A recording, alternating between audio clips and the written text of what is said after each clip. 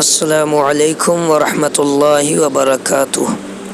آج کی ہماری عربی ادب کی کلاس میں نیا سبق شروع ہوگا، اور یہ سبق ایک نظم ہے، ایک پوئم ہے، اشعار ہیں جس کا نام ہے النملۃ۔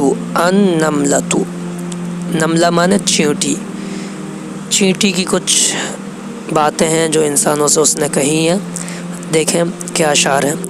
طال سعی بالعمل لست ارضی بالکسل، غایتی نیل الطلب لا ابالی بالتعب، ابتنی البیت الحسن بنظام للسکن، ولقوتی اذهب لست یوما العب۔ اس کو اچھی طرح ذہن نشین کر لیں، یاد کر لیں۔ طال مانے لمبی ہونا، سعی مانے میری کوشش، بھی مانے کے ساتھ، العمل مانے امید، میری کوشش امید کے ساتھ لمبی ہوتی ہے۔ لست ارضی بالکسل، یہ یہاں پر طالہ غلط ہے۔ ہم نے جو کتاب پڑھی تھی ندوے میں، ہماری جو کتاب میرے پاس ہے، یہ تو انٹرنیٹ سے میں نے ڈاؤن لوڈ کی ہے، اس میں طابہ ہے۔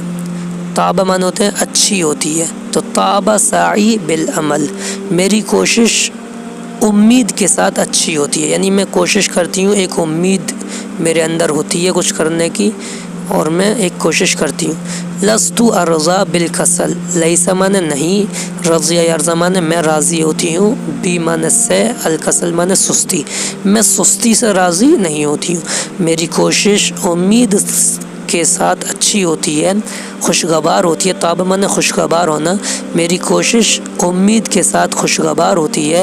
لست ارضی بالکسل، میں سستی سے راضی نہیں ہوتی، یعنی سستی مجھے پسند نہیں۔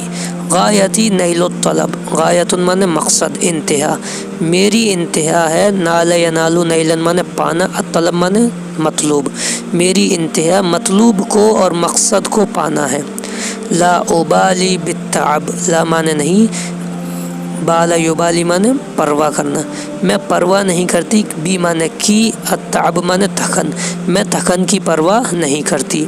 ابتنی البیت الحسن، ابتنا یبتنی مانے بنانا، میں بناتی ہوں، البیت مانے گھر، الحسن مانے بہترین، اچھا، خوبصورت، میں خوبصورت گھر بناتی ہوں۔ بنظام للسکن، بی معنی کے ساتھ، نظام معنی نظام، منظم انداز کے ساتھ، منظم طریقے پر، لی معنی کے لیے، سکن معنی رہنے کے لیے، نظام کے ساتھ منظم گھر میں، خوبصورت گھر، منظم خوبصورت گھر میں بناتی ہوں۔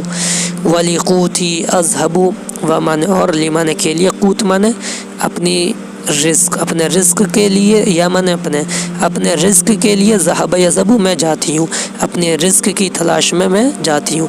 لست یوما العب، لیس معنی نہیں، یوما معنی کسی دن، لعب یلعب معنی کھیلنا، میں کسی دن کھیلتی نہیں ہوں۔